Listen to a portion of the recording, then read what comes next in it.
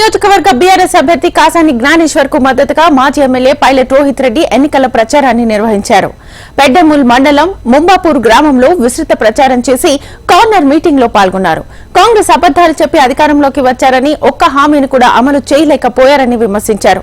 ప్రజల్ని నమ్మించి మోసం చేశారని ఆరోపించారు. కరెంట్, తాగునీరు కూడా కాంగ్రెస్ ప్రభుత్వం సరఫరా చేయలేకపోతుందన్న రోహిత్ రెడ్డి లోక్సభ ఎన్నికల్లో బీఆర్ఎస్ కు ఓటేయాలని కోరారు.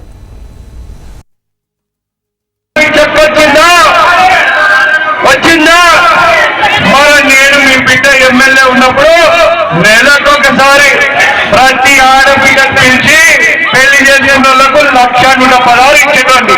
అవునా? ఇప్పుడు పోయింది అది కూడా.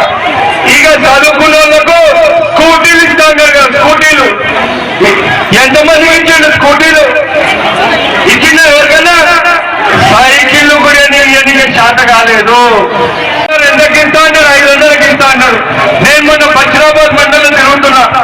అయితే ఊర్లో అమ్మలందరూ సిలిండర్లు రోడ్డు మీద పెట్టుకొని పోతున్నారు. ఏంటమ్మా మరి సిలిండర్లు రోడ్డు మీద పెట్టుకుని ప్రదర్శన చేస్తున్నా అని అడిగారు. అడిగితే లేదు నాయన గ్యాస్ బండ్ వస్తుంది అన్నారు. అవునా, ఎంతకి ఇస్తుంది గ్యాస్ అన్నీ అడిగారు.